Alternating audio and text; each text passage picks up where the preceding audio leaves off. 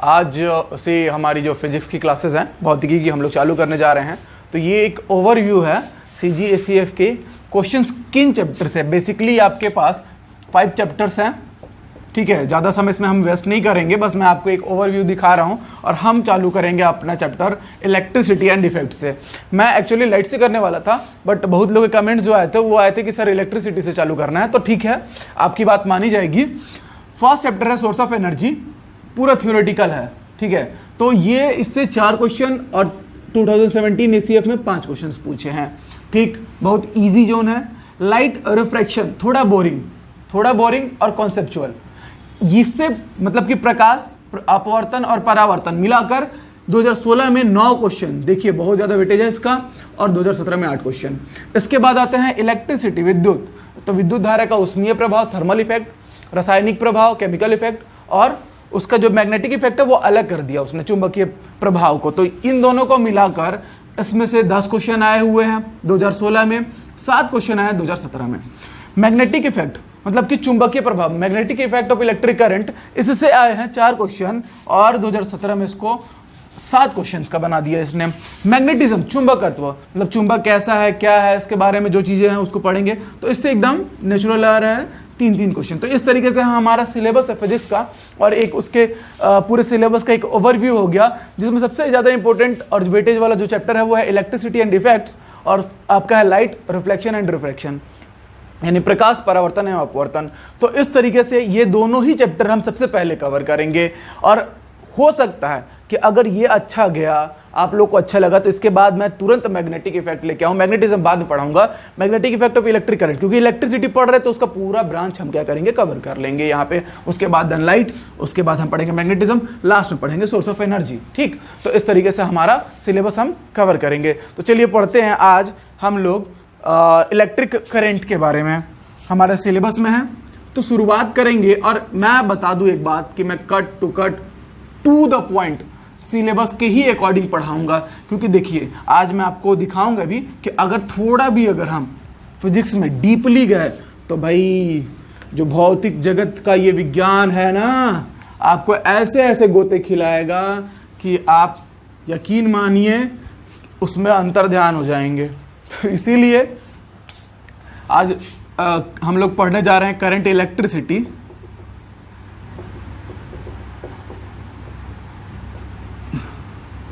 यानी कि विद्युत धारा, या इलेक्ट्रिक करंट भी आप लोग बोलते हैं इसको, ठीक। तो यह हमारा पहला चैप्टर था। अब देखिए करंट एक्चुअल में मतलब जो धारा है वो किसको कहता है। तो धारा आपने बहुत जगह देखी होगी, घर में आप नल का टोटी खोल देंगे, पानी निकलने लगेगी तो एक फ्लो में निकलती है, उसको भी हम करंट बोलते हैं, उसको भी धारा बोलते हैं। नदी बह रही है, ठीक है, आपने देखा होगा, तो वो भी एक फ्लो में बहती है, तो उसको भी हम धारा कहते हैं, फ्लो कहते हैं। तो वो वहाँ पे नदी के जल की धारा है, यहाँ पे जो अपने घर में जो नल वगैरह खोलते हैं तो वहाँ पे पानी की धारा है। वैसे ही हम जब विद्युत पढ़ते हैं तो विद्युत धारा में वो जो धारा होती है वो आवेशों की धारा होती है। अब आवेश की धारा मतलब कि सीधे सीधे में इलेक्ट्रिक करंट को जो हम लोग डिफाइन करते हैं उसको हम लोग एक शब्द में कहते हैं आवेश प्रवाह की दर। अब यहां पे फिर से दर शब्द आ गया, दर शब्द आ गया मतलब कि क्या करना पड़ेगा आपको, समय से उसको विभाजित करना पड़ेगा। इंग्लिश में अगर मैं लिखूं तो rate of flow of charge, ठीक, यानी कि चार्ज अपॉन टाइम। इस चार्ज अपॉन टाइम, आवेश बटे समय को ही हम लोग विद्युत धारा का नाम देते हैं।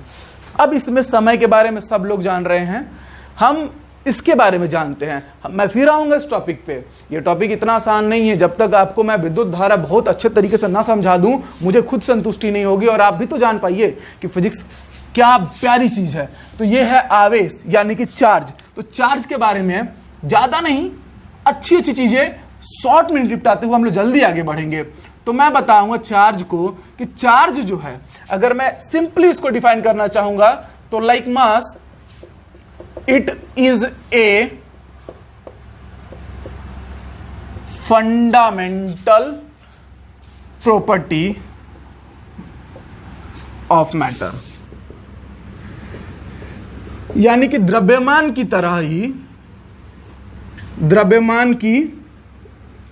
ही पदार्थ की मूलभूत क्या है, प्रॉपर्टी है, विशेषता है या गुण है, क्या, आवेश। ठीक है, सिंपल शब्दों में। अब जो ये आवेश है मैंने आपको इस तरीके से लिखवा दिया, अभी कुछ जानकारियां भी दूंगा मैं आवेश के बारे में। जो चार्ज है, तो इसके जो टाइप होंगे, मतलब जो चार्ज है उसके टाइप होंगे कौन कौन से, 2 ठोक। एक होता है आपका निगेटिव चार्ज यानी कि ऋणावेश, और दूसरा होता है आपका पॉजिटिव चार्ज यानी कि धनावेश। ऋणावेश और धनावेश, हम लोग जनरली ऋणावेश को इलेक्ट्रॉन और धनावेश को प्रोटॉन मान लेते हैं, इलेक्ट्रॉन और प्रोटॉन।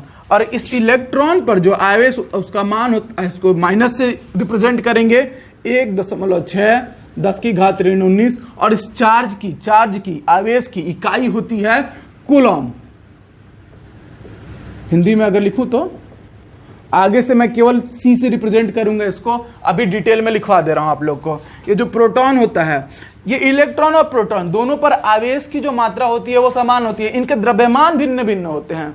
कहीं ना कहीं आप इतना जान लीजिए कि 1900 गुना, या सीधे शब्दों में कहिए कि 2000 टाइम्स इलेक्ट्रॉन के मास से प्रोटॉन का मास क्या होता है, ज्यादा होता है। लेकिन चार्ज जो है वो दोनों पर सेम होता है, same in the sense magnitude, प्रकृति के रूप में, नेचर के रूप में, इसमें ऋणावेश और इसमें धनावेश। तो इस पे पाया गया 1.6 गुणित 10 की घात ऋण 19 कूलाम, प्लस में यहां माइनस में। तो ये इलेक्ट्रॉन और प्रोटॉन पे आवेश की मात्रा थी। ये भी बहुत सारे एग्जाम्स में डायरेक्टली पूछा है, तो ये इस लेवल के एग्जाम में तो नहीं ही पूछेगा, उम्मीद की जा सकती है। कुछ फंडामेंटल क्वेश्चंस बना के अलग से पूछ देगा आपसे, वो अलग बात है। तो इस तरीके से हमने देखा चार्ज को। अब चार्ज के बारे में कुछ बेसिक जो चीजें हैं उसको जान लेते हैं कि मतलब चार्ज जो है उसकी प्रॉपर्टीज क्या क्या होंगी इसके बारे में। तो पहला होता है कि अनलाइक चार्ज,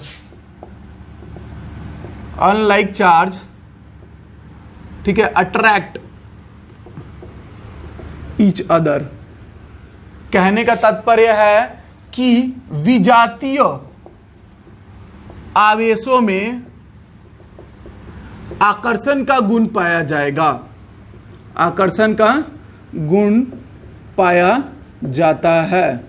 मतलब कि एक पॉजिटिव और एक निगेटिव, ये दोनों एक दूसरे को करेंगे अट्रैक्ट, यानी कि आकर्षण या आकर्षित।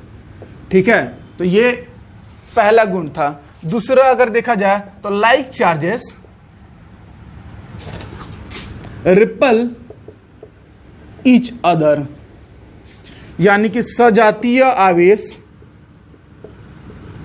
आवेशों में, ये सब आप लोग जान रहे हैं, मैं जान रहा हूं, बट फिर भी एक बार और रिवाइज हो जाएगा। क्या पाया जाएगा भाई? तो प्रतिकर्षण का गुण पाया जाएगा। सभी लोगों को ये पता है क्यों होता है। ये बहुत ज्यादा डीप में जाने वाली बात हो जाएगी कि भाई जो प्लस चार्ज है और ये माइनस चार्ज है, यहां से इलेक्ट्रिक फील्ड लाइंस निकलती हैं और माइनस में जाके समाप्त होती हैं इस तरीके से। तो ये एक बंद वक्र की तरह बनाने की एक कल्पना करिएगा आप, तो इस तरीके से। तो ये एक पॉजिटिव टू नेगेटिव इस तरीके का एक कर्व बनने लगता है। तो अब ये जो कहानी है, कर्व ही नहीं, स्ट्रेट भी जाइएगा आप जिस तरीके से जाना चाहेंगे। तो इस कारण से और डीप कॉन्सेप्ट आता है कि जब पॉजिटिव पॉजिटिव निगेटिव निगेटिव, ये दोनों के एक दूसरे को आकर्षित करने का और प्रतिकर्षित करने के कारण इसकी इस संरचना में निहित होता है। तो वो बड़ा ही डिटेल हो जाएगा, वहां हम नहीं जाएंगे। ठीक है, तो ये प्रतिकर्षण का गुण पाया जाएगा। अब मैं इसको मिटा देता हूं।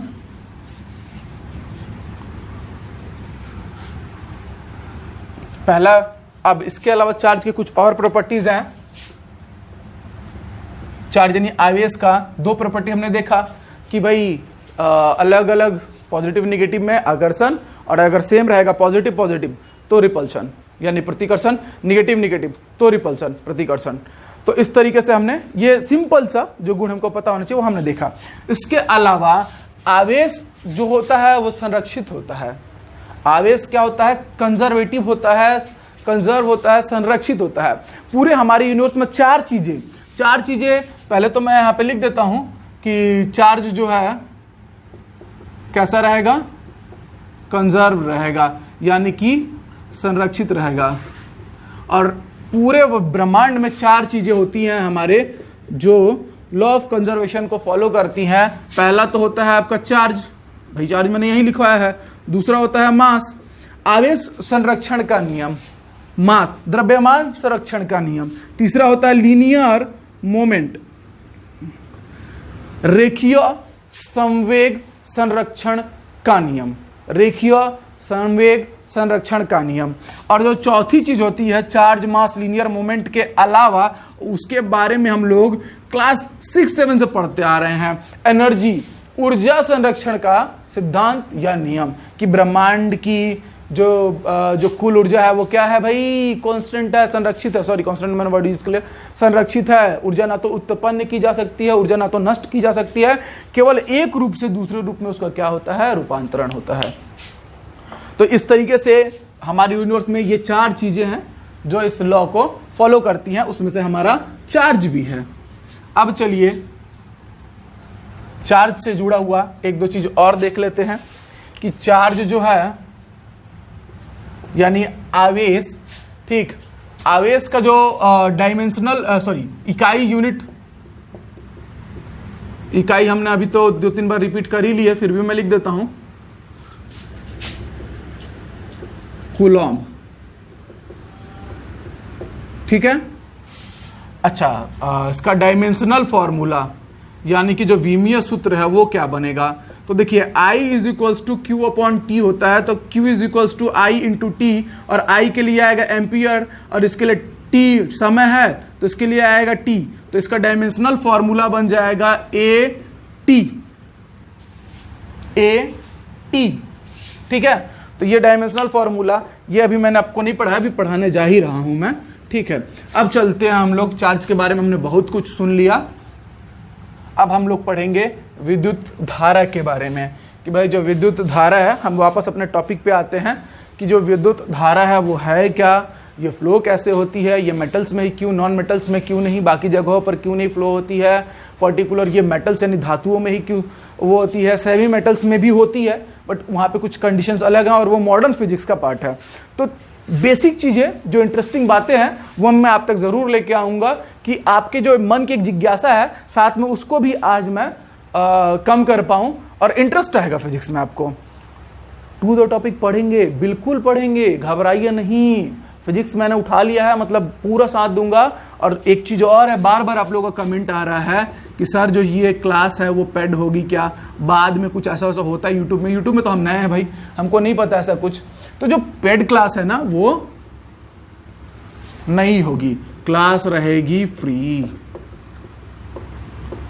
ठीक है। तो इसके लिए आप दोबारा आप हम लोग से नहीं पूछेंगे, बिल्कुल क्लासेस फ्री हैं, मतलब फ्री हैं। आप सब लोगों के समर्थन और सपोर्ट को देखते हुए भाई क्लास फ्री है, बट हाँ साथ में थोड़ा शेयर जो है उसकी मात्रा बढ़ा दीजिए, इतना तो आप लोगों को करना ही चाहिए। हमारा पढ़ाने में पैसा नहीं लग रहा है हमारा इन्वेस्टमेंट कहीं ना कहीं, बट फिर भी आपका उसको शेयर करने में कोई इन्वेस्टमेंट नहीं है, धीरे से दबा दीजिए शेयर का बटन, शेयर हो जाएगा, अच्छा लगेगा, बहुत अच्छा लगेगा हमको, ठीक है। और शेयर करने लायक नहीं है कंटेंट तो कोई बात नहीं, मत कीजिए, लेकिन अगर है तो कीजिए, ठीक। चलिए हम लोग पढ़ते हैं, बातें हैं विद्युत धारा में, यानी कि अब धारा में हमने को बहने का समय आ गया है। तो मैंने बोला कि जो करंट इलेक्ट्रिसिटी है, विद्युत धारा है, आवेश प्रवाह की दर है, मैंने इसको इस तरीके से रिप्रेजेंट किया, rate of flow of charge, इसको नाम दिया, इसका डिफिनीशन दिया, बेसिक डिफिनीशन, ठीक है। अब थोड़ा बहुत जो किताबी ज्ञान है उसमें आप लोगों ने ऐसा पढ़ा होगा कि एक क्रॉस सेक्शन बना दिया होगा इस तरीके से और बता रहा होगा कि जो अनुप्रस्थ काट का क्षेत्रफल है उससे निकलने वाले आवेश की जो मात्रा होगी या जो संख्या होगी, समय के अकॉर्डिंग हम लोग एक टाइमर ले लेते थे, स्टॉप वॉच कैलकुलेट करते रहते थे। तो देखो भाई आवेश हमको नजर तो आने से रहा और यहाँ आपको नजर आने से रहा, तो मैं उस तरीके से पढ़ाने नहीं जाऊंगा कि भाई कभी 20 सेकेंड में कितने इस अनुप्रस्थ काट के यानी क्रॉस सेक्शनल एरिया से कितने इलेक्ट्रॉन्स निकल रहे हैं, इस तरीके का कॉन्सेप्ट आपको मिला होगा, आप लोगों ने पढ़ा होगा, बहुत लोगों ने पढ़ाया होगा। हम इस तरीके की पढ़ाई नहीं करेंगे, उससे हमको इस कॉन्सेप्ट से हमको पता चलता है स्ट्रेंथ का, प्राबल्यता का, उस जो विद्युत धारा है उसकी प्रबलता कितनी होगी, उसकी स्ट्रेंथ कितनी होगी, इस चीज का ज्ञान होता है। अगर 20 सेकंड में मान लेते हैं 100 इलेक्ट्रॉन्स निकलते हैं, और इसी क्रॉस सेक्शन से अगर मान लेते हैं 50 सेकंड का, और यहां पे निकलते हैं 5000 इलेक्ट्रॉन्स, तो प्रबलता किसकी ज्यादा है भाई? दोनों का आपको रेशियो निकालना पड़ेगा और उस हिसाब से आप स्ट्रेंथ बता पाएंगे। ये एक कंफ्यूजिंग पैटर्न है इलेक्ट्रिसिटी को पढ़ने का। हम चलते एकदम बेसिक से चलते हैं, एकदम बेसिक से पढ़ते हैं कि विद्युत धारा कैसे। तो मैं एक जानकारी आप लोगों को बता दूं कि जो मेटल्स होते हैं यानी धातु, ठीक है, इनमें जो चार्ज कैरियर होंगे, किसको बोल रहा हूं मैं? चार्ज कैरियर, यानी चार्ज को ले जाने वाले, आवेश वाहक बोलते हैं उसको हम हिंदी में। क्या बोलते हैं? आवेश वाहक। तो वो कौन होंगे? अगर वो देखो, विद्युत धारा का प्रवाह आपने जनरली देखा कहाँ कहाँ है? चलिए ये बात बताइए।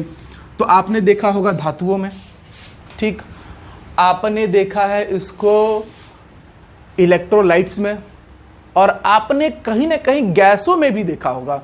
बट गैस वाला कंडीशन एक्सेप्शनल है, अपवाद है, उसकी जानकारी मैं बहुत कम शब्दों में देना चाहूंगा। तो ये जो आवेश वाहक हैं भाई, आवेश प्रवाह की दर क्या कहलाती है? आपकी विद्युत धारा। तो आवेश प्रवाह, तो आवेश प्रवाहित तो ऐसे तो होगा नहीं, उसको ढकेलने ले जाने वाला कोई होगा, ठीक, उसी को हम लोग क्या कहते हैं? आवेश वाहक। तो यहां पे मेटल्स में आवेश वाहक होते हैं इलेक्ट्रॉन्स। कौन होते हैं भाई? इलेक्ट्रॉन्स। इलेक्ट्रोलाइट्स यानी विद्युत अपघट्य। इलेक्ट्रोलाइट्स लिक्विड्स में ये होते हैं positive ions as well as negative ions, यानी धनायन और ऋणायन, ठीक, ये होते हैं आवेश वाहक। और इसके अलावा इन गैसेस, मतलब कि जो गैस है उसमें विद्युत धारा का प्रवाह हो सकता है कि नहीं? तो बिल्कुल हो सकता है। और ये एक तरीके का, अगर मान लीजिए ये एक्सेप्शनल केस है, अपवाद भी इसको आप कह सकते हैं। ध्यान दीजिएगा, हाई वोल्टेज करंट, आप लोगों ने देखा होगा बड़े बड़े से खंबे हैं, वायर लगे हुए हैं, जनरली उसके नीचे कोई पशु आता है कभी, या कोई इंसान है, तो ऐसी घटनाएं न्यूज़ में आती हैं कि क्या हुआ, उसको करंट लगा और मर गया, मतलब बिना किसी संपर्क में गए भी ऐसा होता है। रीज़न वहाँ जानते हैं क्या होता है? क्योंकि वहाँ जो करंट जो जा रहा है, फ्लो कर रहा है, वो है हाई वोल्टेज।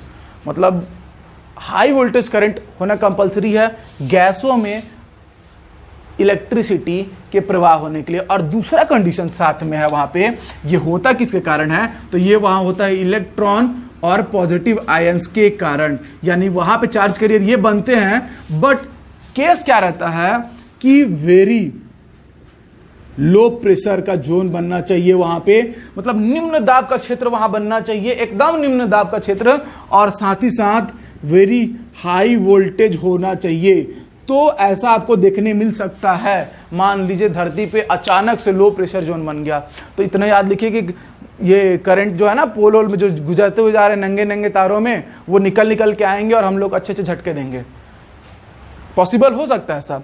तो लो प्रेशर और हाई वोल्टेज अगर हुआ तो इलेक्ट्रॉन और पॉजिटिव आयंस चार्ज कैरियर बनेंगे गैसेस में, और गैसों में भी होता है। तो वो जो खेत वगैरह रहते हैं और वहाँ से बड़े बड़े जो वो टावर्स के द्वारा जो वायर गुजरते हैं, उनमें हाई वोल्टेज रहता है। और कभी कभी ऐसे मौसम में क्या होता है कि लो प्रेशर का जोन क्रिएट होता है, इसलिए वहाँ पे कोई जंतु, इंसान, कोई भी अगर भटक रहा होगा और देखिएगा आप वहां गुजरेंगे, ऐसे भी अभी गुजरेंगे, तो वहां पे आपको आवाज सुनाई देगी। उस आवाज को हम लोग स्किन इफेक्ट बोलते हैं, ठीक है, स्किन इफेक्ट। वहां जाइएगा तो आपको एक अजीब तरीके की साउंड सुनाई देगी।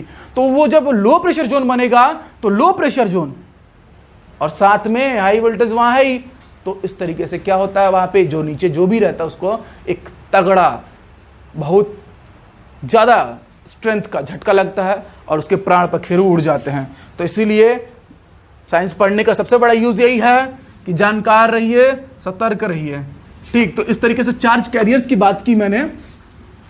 अब मैं चलता हूं, ये देखिए आपको लग रहा होगा ऑफ टॉपिक है ना, तो धीरे से आप लोग क्या सोचेंगे कि हटाओ, स्किप करो। नहीं नहीं, बिल्कुल साथ में चलिए। हम लोग इलेक्ट्रिसिटी पढ़ रहे हैं, उसका बेसिक नहीं पढ़िएगा, बहुत कुछ आने वाला है, पोटेंशियल आने वाला है, ओम्स लॉ आने वाला है, रेजिस्टेंस आने वाला है, स्पेसिफिक रेजिस्टेंस आने वाला है, 10 दुनिया कहानी आने वाला है, और फिर वो सॉल्व नहीं होगा तो फिर वहां पे आप लोग परेशान होइएगा। तो इसीलिए बेसिक पकड़ के चलना बड़ा जरूरी है। अब आते हैं एक छोटी सी कहानी की कि भाई जो मेटल है इसमें जो इलेक्ट्रिक करंट है वो फ्लो क्यों होगा, मतलब विद्युत धारा मेटल्स में या नॉन मेटल में क्यों नहीं होगी। ये आप लोग के जहन में एक सवाल आ रहा होगा कि जो धातु है भाई उसी में क्यों और अधातु में क्यों नहीं। तो सबको पता है भाई कि इसकी संरचना में ही ऐसा गुण पाया जाता है, लेकिन ऐसा क्या पाया जाता है उसका एक साइंटिफिक आंसर तो होना चाहिए ना। तो आप लोगों ने पढ़ा भी होगा, आप लोग जान भी रहे होंगे कि जो मेटल्स होते हैं और नॉन मेटल्स होते हैं उनकी संरचना में एक अंतर होता है। देखिए आपने सुना होगा वैलेंस बैंड और कंडक्शन बैंड, याद आ रहा है आप लोगों को? बिल्कुल आप लोगों ने पढ़ा है। ये थोड़ा सा मॉडर्न साइंस का है बट मेरे को बताना पड़ेगा। और इसके बीच में होती है एक फॉरबिडन एनर्जी गैप, इसको हम लोग हिंदी में बोलते हैं वर्जित ऊर्जा अंतराल। मजा आने वाला है कि इलेक्ट्रिक करंट कैसे फ्लो हो रहा है, मेटल में ही क्यों हो रहा है, सबका जवाब आपको आज मिलने वाला है। और ये कॉन्सेप्ट का हिस्सा है, मैं इसको नहीं छोड़ने वाला। एक टीचर की तरीके से अगर मैं इसको छोड़ूंगा तो मेरे को पाप लगेगा, ठीक। और ये होता है एक कंडक्शन बैंड और ये होता है वैलेंस बैंड, ठीक है। संयोजकता बैंड और इसको हम लोग बोलते हैं चालन बैंड। मैं इतनी गर्मी में इतना बता रहा हूं तो कुछ तो उसके पीछे होगा ना। आप लोगों ने मेरे केमिस्ट्री के भी वीडियोस देखे हैं तो इतना भरोसा रखिए कि ऑफ टॉपिक नहीं है, इसको जानना जरूरी है, आगे भी आएगा। तो चालन बैंड ये पूरा एक मेटल है, ठीक है। मेटल नॉन मेटल जिसका भी संरचना उसमें ये सब चीजें पाई जाएंगी, ठीक है। चाहे वो नॉन मेटल हो, सेमीकंडक्टर हो, मतलब अर्धचालक हो, सब में ये चीजें पाई जाती हैं। मतलब संयोजकता बैंड होता है, उसके बीच में फॉरबिडन एनर्जी गैप होता है और फिर होता है कंडक्शन बैंड, चालन बैंड। तो अब ये बैलेंस बैंड में होते हैं हमारे इलेक्ट्रॉन्स, ठीक है। मैंने यहां बना दिया था, अब मैं यहां मिटा रहा हूं, रीजन बता रहा हूं उसका। यहां पे इलेक्ट्रॉन होते हैं एक दूसरे से बद्ध, ठीक, बंधों के द्वारा जुड़े होते हैं। अब होगा क्या कि ये एक गैप है, ये यहां पे इलेक्ट्रॉन जो है वो क्या है कि फ्री नहीं है, नो फ्री इलेक्ट्रॉन्स, मतलब कोई भी मुक्त इलेक्ट्रॉन नहीं है, एक दूसरे से जुड़े हुए हैं। और इसके बाद होता है वर्जित ऊर्जा अंतराल, फॉरबिडन एनर्जी गैप। अगर यहां के इलेक्ट्रॉन किसी तरीके से इस ऊर्जा अंतराल को लांघ कर कंडक्शन बैंड में पहुंच जाएं, 2-4 इलेक्ट्रॉन या जितने भी इलेक्ट्रॉन, ठीक है, तो ये बैंड का नाम ही है चालन बैंड। तो वहां पे इलेक्ट्रिक करंट का फ्लो पॉसिबल होगा। और ऐसा होता है मेटल में संयोजकता बैंड से इलेक्ट्रॉन, यहां से कुछ इलेक्ट्रॉन निकलते हैं और यहां आते हैं, वही इलेक्ट्रॉन कहलाते हैं फ्री इलेक्ट्रॉन, मुक्त इलेक्ट्रॉन। और इलेक्ट्रिसिटी का सारा कॉन्सेप्ट ये फ्री इलेक्ट्रॉन पे ही डिपेंड करेगा कि ये फ्री इलेक्ट्रॉन, अभी देखते जाइए बड़ा मजा आने वाला है। अब होता क्या है कि ये मैंने मेटल की बात की, ध्यान से सुनिएगा आप लोग, कि यहां से निकलेगा और यहां चले जाएगा। ये जा पाता है क्योंकि जो फॉरबिडन एनर्जी गैप है, वर्जित ऊर्जा अंतराल है, ये बड़ा कम होता है, ठीक। और सुपर कंडक्टर में तो समझिए ये होता ही नहीं है। अति चालक जिसका नाम सुना होगा आप लोगों ने, उसमें एकदम लाइन रहता है, ठीक है। जब मन तब इसमें से इलेक्ट्रॉन खुद के चालन बैंड में पहुंच गया, कंडक्शन बैंड में पहुंच गया और फ्री है, किसके लिए? कंडक्शन के लिए। तो वो कहलाता है सुपर कंडक्टर। सेमीकंडक्टर में ये गैप एक निश्चित रहता है, निश्चित यहां भी रहता है, ठीक है। तो वहां पे आपको टेम्परेचर देना पड़ता है, ध्यान से सुनिएगा। सेमीकंडक्टर अर्धचालक में हमको क्या करना पड़ता है? तापमान देना पड़ता है। उसके बाद यहां से इलेक्ट्रॉन यहां आते हैं, फ्री होते हैं, कंडक्शन होता है और जो हमारा डिजायर्ड आउटपुट होता है उसका हम लोग यूज करते हैं। ये अर्धचालक भी हो गया, आपका चालक भी हो गया, अतिचालक भी हो गया। बात करते हैं कि जैसे लकड़ी वकड़ी है या जो नॉन मेटल्स हैं उनमें क्यों नहीं होता है चालन। तो उसका सबसे बड़ा रीजन है कि ये जो एनर्जी ऊर्जा अंतराल का ये जो वर्जित ऊर्जा अंतराल है, फॉरबिडन एनर्जी गैप है, ये बहुत ज्यादा रहता है। चाह के भी यहां के इलेक्ट्रॉन कंडक्शन बैंड में नहीं जा पाते और जब नहीं जाएंगे तो यही तो आपके आवेश वाहक होते हैं, चार्ज कैरियर होते हैं, ये जाएंगे ही नहीं तो वहां आवेश प्रवाह होगा कैसे? आवेश प्रवाह नहीं होगा तो आवेश प्रवाह की दर कहां से बताइएगा, विद्युत धारा कहां से आएगा? तो आप लोगों को अब समझ में आया होगा कि क्यों मेटल्स में ही होता है और सेमीकंडक्टर और सुपर कंडक्टर में किस तरीके से होता है। तो ये था, ठीक है, क्योंकि यहां पे आपके पास क्या है, याद रखिएगा, अब मैं इसी पे आ रहा हूं।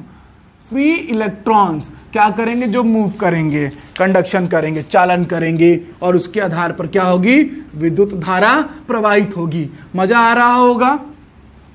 ठीक है, मैं जान रहा हूं आप लोगों ने ये सब चीजें पढ़ी हैं, बट समय के साथ थोड़ा सा धूल जम जाता है, ठीक, उसको बस मैं साफ कर रहा हूं और उसकी कोशिश कर रहा हूं आप लोग का सहयोग बना रहे। और अगर वीडियो अच्छा लगेगा और लगेगा कि हाँ मजा आया आज फिजिक्स पढ़ के, तो लाइक जरूर कीजिएगा। बहुत कम लाइक्स आता है, देखता हूं मैं, व्यूज आता है इतना सारा और लाइक्स बहुत कम आता है, तो इस बात का बहुत दुख है हमें। ठीक, चलिए, तो अब हम लोग क्या देखने वाले हैं कि जो ये फ्री इलेक्ट्रॉन्स हैं, अब मैं आपको बताऊंगा। विद्युत धारा का प्रवाह मैंने कह दिया मेटल में होगा, धातु में होगा।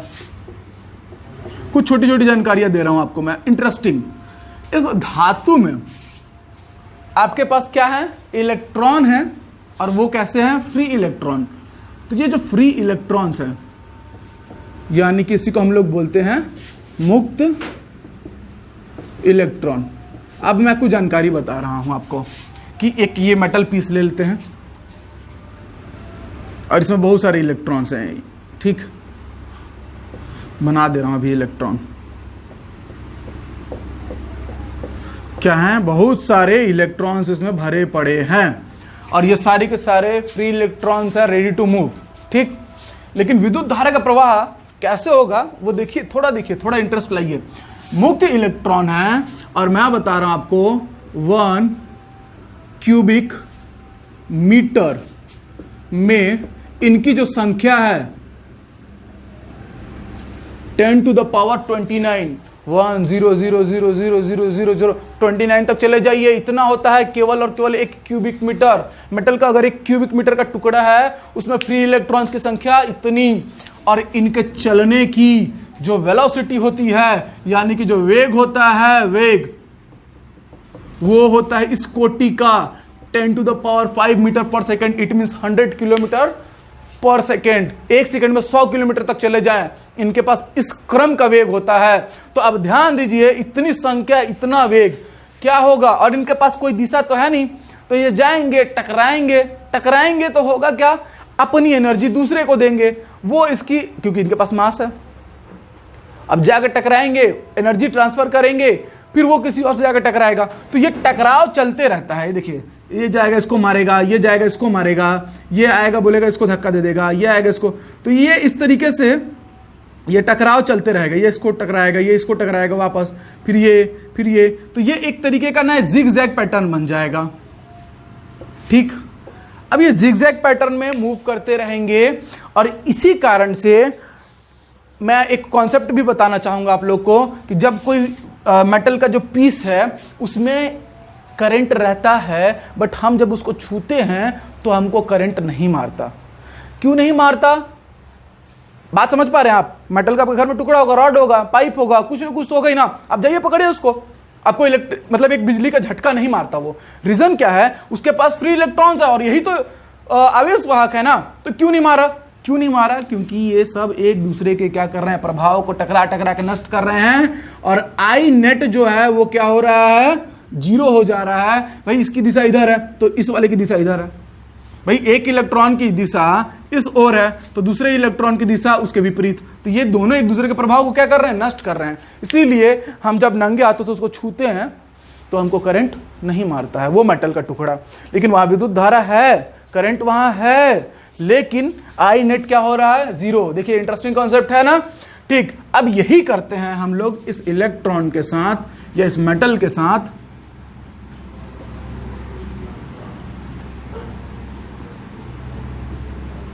ठीक है, कि इसको लाते हैं और एक वोल्टेज, अच्छे खासे वोल्टेज वाली बैटरी से जोड़ देते हैं। इस सिरे को जोड़ते हैं ऋण माइनस टर्मिनल से और इसको प्लस टर्मिनल से बैटरी के, और इसका वोल्टेज मान लेते हैं V है। वोल्टेज के बारे में पढ़ेंगे अभी आगे चल के, ठीक है। तो अब जैसे ही आप जोड़िएगा शुरू से पढ़ते आ रहे हैं हम लोग कि ये जो इलेक्ट्रॉन है इनके पास कौन सा चार्ज है भाई, निगेटिव चार्ज, ऋण आयन। तो अब बताइए कि ये प्लस टर्मिनल, ये माइनस टर्मिनल। तो मैंने ये भी पढ़ाया कि ऋण आवेश ऋण आवेश एक दूसरे को प्रतिकर्षित करेंगे, मतलब इधर वाले पे क्या हो गया आपका पूरा निगेटिव, तो ये इसको क्या करेगा, रिपल करेगा, इसको धक्का देगा। समझ पा रहे हैं आप लोग, देख पा रहे होंगे डायग्राम में बड़े अच्छे से, मतलब कि इसको इधर की ओर, और यहां पे है आपका ये पॉजिटिव टर्मिनल से जुड़ा है तो धनावेश, धनावेश इस ऋणावेश को क्या करेगा, आकर्षित करेगा। तो यहां पे ये जो फ्री इलेक्ट्रॉन से उनको एक दिशा मिल गई, एक डायरेक्शन मिल गया, और ये इलेक्ट्रॉन क्या होंगे भाई, इधर से आएंगे, ठीक। और जो विद्युत धारा है, विद्युत धारा है, उसकी जो दिशा होगी इसके विपरीत होगी, इलेक्ट्रॉन के चलने के दिशा के। और इस यहां पे एक कॉन्सेप्ट भी आता है ड्रिफ्ट वेलोसिटी का, अनुगमन वेग का, लेकिन वो और डीप हो जाएगा, फिर मेरे को आपको रिलेक्सेशन टाइम वगैरह सब पढ़ाना पड़ेगा। बट इतना मैं जान रहा हूं कि मैं इतने से बेसिक आपके दिमाग में जरूर डाल दूंगा कि मेटल में ही क्यों होता है, मैंने ये डाला, मेटल में होता है तो कैसे होता है, ये सब चीजें भी। तो यानी कि हमारा जो विद्युत धारा है यानी करंट है वो किधर प्रवाहित होगा भाई, इलेक्ट्रिक करंट का डायरेक्शन जिधर इलेक्ट्रॉन जा रहे हैं उसके विपरीत दिशा में, जिधर इलेक्ट्रॉन जा रहे हैं उसके विपरीत दिशा में, ठीक विपरीत दिशा में। मतलब विद्युत धारा का प्रवाह होगा +2 माइनस, और इलेक्ट्रॉन का प्रवाह होगा -2+। याद रखिएगा, ये बात बहुत इंपॉर्टेंट बात है, याद रखना है आपको। अब बहुत बेसिक बात है तो आप लोग को याद होगा भी, मैं ऐसा जान रहा हूं। तो इस तरीके से क्या होता है, अब देखिए, अब यहां पे आई नेट, वहां पे जो कुल था वो क्या हो गया था 0, लेकिन यहां पे आई नेट क्या है, 0 नहीं है। तो उसी मेटल के टुकड़े को जब आप बैटरी से जोड़ देंगे और उसके बाद जाएंगे पकड़ने, तो वह आपको बहुत अच्छा एहसास करवाएगा अपना, वही इलेक्ट्रॉन। लेकिन इस बार वो लोग एक पैटर्न में है, एक सुनियोजित ढंग से कुछ कार्य कर रहे हैं। तो इस समय आपको एक बहुत प्यारा सा झटका देंगे, और वही झटका है आपका इलेक्ट्रिक करंट, ठीक। तो चलिए अब आगे देखते हैं हम लोग। इलेक्ट्रिक करंट के बारे में हम लोग जान लिया कि कैसा फ्लो होता है, ठीक। अब इलेक्ट्रिक करंट का बेसिक डिफिनीशन वगैरह या उसका डायमेंशनल फॉर्मूला वगैरह भी देख लेते हैं, उसका मात्रक क्या होगा। तो इसका मात्रक जो है देवियों और सज्जनों, रेट ऑफ, हमने बोला था इसको rate of flow of charge. अब आप लोग को जरूर समझ में आया होगा कि मेटल में ही क्यों और किस तरीके से विद्युत धारा का प्रवाह होता है। तो कमेंट में जरूर बताइएगा इस बात को कि आज का टॉपिक कैसा लगा। तो आई से रिप्रेजेंट करते हैं, Q/T हो जाएगा, इसका होता है कूलॉम और इसका हो जाएगा सेकंड। तो जो ये फॉर्मूला बना I = Q/T, इसका यूनिट होगा कूलॉम पर सेकंड, कूलॉम पर सेकेंड। मैं हिंदी में भी लिख देता हूं, कूलॉम पर सेकेंड, I = Q/T, कूलॉम पर सेकेंड। अच्छा, इसके बाद इस कूलॉम पर सेकेंड यानी कि इसके यूनिट को हम लोग बोलते हैं एम्पियर। ये याद रखिएगा, इंपॉर्टेंट है। विद्युत धारा को देखा, इलेक्ट्रिक करंट को, उसका फॉर्मूला देखा है E = Q/T, कूलॉम पर सेकेंड, और उसको हमने किससे रिप्रेजेंट किया कि जो इसका मात्रक होगा या इसको कैसे दर्शाते हैं, यानी कि इसका जो यूनिट होगा वो होगा एम्पियर, ठीक है। तो अब एक चीज और कि जो यूनिट है इसका क्या हमने मान लिया, इसका एम्पियर। और ये जो होता है वो होता है scalar quantity, scalar quantity. It means कि भाई विद्युत धारा कैसी राशि है, तो अदिश राशि है। कैसी राशि है, अदिश राशि है। सोचने वाली बात है, विद्युत धारा अदिश राशि है। ध्यान दीजिएगा, विद्युत धारा के पास दिशा है, लोगों ने आपको बता दिया होगा कि दिशा नहीं होती है। भाई दिशा भी है, मैग्नीट्यूड है, परिमाण, तो परिमाण भी है। ये दोनों होने के बावजूद इसको स्केलर क्वांटिटी हम बोल रहे हैं भाई, अदिश राशि बोल रहे हैं। इसके पीछे की वजह क्या है, अभी तक हमने बहुत सारे वजह को देखा है, आज इसको भी क्लियर करेंगे और तब आगे बढ़ेंगे। कि स्केलर क्वांटिटी बोल रहे हैं, इसके पास डायरेक्शन है और इसके पास मैग्नीट्यूड है। मैग्नीट्यूड के साथ अगर डायरेक्शन होता है तो वो वेक्टर क्वांटिटी कहलाती है, सदिश राशि कहलाती है। लेकिन यहाँ पे विद्युत धारा के पास दोनों है। आप लोगों को बहुत सी जगह आप लोगों को ये भी पढ़ने मिल गया होगा, लोगों ने बताया भी होगा कि दिशा नहीं होती है और वो आगे बढ़ गए होंगे, उनका काम आसान हो जाता है। वैसे मैग्नीट्यूड डायरेक्शन दोनों होने के बावजूद ये स्केलर क्वांटिटी है, अदिश राशि है। क्यों? कारण है इसका बड़ा ही इंपॉर्टेंट पॉइंट, क्योंकि ये सदिशों के योग नियम का पालन नहीं करती।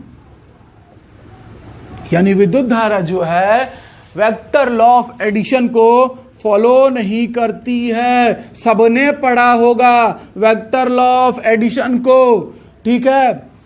उसको क्या करती है? फॉलो नहीं करती है। एग्जाम्पल के लिए मैं आपको और अच्छे से समझाना चाहूं तो मैं आपको एक एग्जाम्पल दिखा रहा हूं कि एक सर्किट बना लेते हैं और उससे पता चल जाएगा कि ये कैसे नहीं करती है। देखिए, दिशा अलग अलग हो सदिशों के योग नियम में, यहाँ पे मैं एक सर्किट बना रहा हूं। यहां से आ रहा है 5 एम्पियर का करंट और यहां से जा रहा है 2 एम्पियर का करंट, ठीक। तो इस जंक्शन पे मिलने के बाद करंट जा रहा है इधर। अगर ये वेक्टर लॉ को फॉलो करेगी, सदिशों के योग नियम को फॉलो करेगी, तो 5 की दिशा अलग, 2 की दिशा अलग, यानी कि 5 में से 2 जाएगा, यहां आना चाहिए 3 एम्पियर आना चाहिए। लेकिन विद्युत धारा में आपने देखा होगा कि भाई अगर यहां से 5 एम्पियर आ रहा है, यहां से 2 एम्पियर आ रहा है, इस जंक्शन पे मिलने के बाद ये दोनों कितने हो जाते हैं? 7 एम्पियर। दिशा है भाई, मैग्नीट्यूड भी है, but vector law of addition को फॉलो नहीं करता है, सदिशों के योग नियम का पालन नहीं करता है। सदिशों के योग नियम के अनुसार 5 - 2 3 एम्पियर होना चाहिए था सदिशों के योग नियम के अनुसार, लेकिन होता यह है, यानी कि ये सदिशों के योग नियम का पालन नहीं करता है। इसीलिए इसको हम लोग क्या बोलते हैं? Scalar quantity. तो ये भी एक अच्छा कॉन्सेप्ट था जो बताना जरूरी था। अब हम बढ़ते हैं, एक क्वेश्चन करते हैं। इतना पढ़ लिए हैं, इतना हम बोल दिए हैं, आप लोग इतना बर्दाश्त किया हमको इतने देर तक, उसके लिए आप लोगों का बहुत बहुत शुक्रिया, ठीक है। अब एक क्वेश्चन जरूर है, अब आते हैं। अच्छा, एक चीज और जरूरी है बतानी, क्वेश्चन पढ़ते हैं साथ में बताऊंगा सॉल्व करते समय। A conductor carries A current of 0.2 ampere, ठीक है। आई की वैल्यू कितनी दी हुई है? 0.2 एम्पियर फॉर 30 सेकेंड, टाइम दिया हुआ है 30 सेकेंड, ठीक है। Find total charge, Q find करना है और number of electron N find करना है। कह रहा है कि एक चालक है, उसमें 0.2 एम्पियर का विद्युत धारा प्रवाहित होता है 30 सेकेंड के लिए। तो आपको उसमें आवेश और नंबर ऑफ इलेक्ट्रॉनों की संख्या दोनों ज्ञात करना है। तो हमारे पास पहला फॉर्मूला है I = Q/T। I = Q/T, तो Q निकालना है तो Q = I × T। ये जो Q है, I की वैल्यू 0.2 और T की वैल्यू 30 सेकेंड, दोनों हम मल्टीप्लाई करा देंगे तो ये आ जाएगा 6 और इसका यूनिट क्या होगा? कूलम, ठीक। तो चार्ज जो है उसकी वैल्यू कितनी मिल गई आपको? 6 कूलम। अब उसके बाद पूछा है नंबर ऑफ इलेक्ट्रॉन्स। तो Q जो होता है, Q का जो फॉर्मूला होता है वो होता है N × E। E है यहाँ पे इलेक्ट्रॉन पे जो चार्ज है उसकी वैल्यू। तो अब देखिए हमको निकालना है N, तो N = what? Q/E। N = what? Q/E। तो N = what भाई? Q की वैल्यू 6 यहां से मिल गई थी आपको, और E की वैल्यू सिंपली आप रखेंगे 1.6 × 10⁻19। बात नंबर की हो रही है इसलिए मैंने माइनस नहीं लिया है, ठीक है। अब ये जब आप इसको डिवाइड करेंगे तो ये 15 × 4 = 3.8 या 3.76 इंटू और 10⁻19 ऊपर जाएगा तो इतना आ जाएगा। तो ये आएगा आपका नंबर ऑफ इलेक्ट्रॉनों की संख्या का मान। तो इस तरीके से देखिए कितना इजी न्यूमेरिकल बन गया। तो ये एक न्यूमेरिकल था, अंकित प्रश्न था, ये भी मैंने आज बनवाया। अब चलिए ये अब पढ़ेंगे हम लोग विद्युत विभव यानी इलेक्ट्रिक पोटेंशियल, ठीक है। विद्युत विभव, इलेक्ट्रिक पोटेंशियल, पोटेंशियल डिफरेंस, इन सब चीजों को हम लोग अब डील करेंगे। तो मैंने डिफिनीशन जैसा कि लिखा हुआ कि it is defined as amount of work done to move a charge from infinity to a particular electric field. मतलब अनंत से किसी आवेश को किसी विद्युत क्षेत्र में लाने में जो किया गया कार्य उसको विद्युत विभव कहते हैं। डिफिनीशन से उतना अगर नहीं क्लियर हुआ होगा तो मैं एक चार्ज लेता हूं, यहां पे एक पॉजिटिव चार्ज लेता हूं। अब ये आवेश है तो इसका अपना क्षेत्र होगा, जहां तक इसका प्रभाव होगा, तो इसी क्षेत्र को हम लोग बोलते हैं इलेक्ट्रिक फील्ड यानी कि विद्युत क्षेत्र। ये क्या है भाई? तो ये है इलेक्ट्रिक फील्ड। देखिए प्यार से समझा रहा हूं, थोड़ा सा ध्यान देने की जरूरत है। ये हो गया इसका विद्युत क्षेत्र। अब इस क्षेत्र में एक और चार्ज को लेके आना है हमें, ठीक। अब ध्यान दीजिएगा, मैंने टेस्ट चार्ज यूज किया है, यानी कि टेस्ट चार्ज जो होते हैं उसको हमेशा एक यूनिट पॉजिटिव चार्ज लिया जाता है। अब ये पॉजिटिव और ये पॉजिटिव दिख रहा होगा आप लोगों को, तो ये विद्युत क्षेत्र इसका है। अब इसके क्षेत्र में इसको घुसाना है जबरन, या लेके आना है कह लीजिए दूसरे भाषा में। तो पॉइंट्स मान लेते हैं कि इस पॉइंट को कुछ एक आप मान लीजिए और इसको कोई एक पॉइंट मान लीजिए, यहाँ से लेकर यहाँ तक इसको लाना है हमको। तो अब ध्यान दीजिए, मैंने आपको पढ़ाया था विजातीय आवेशों में क्या होता है?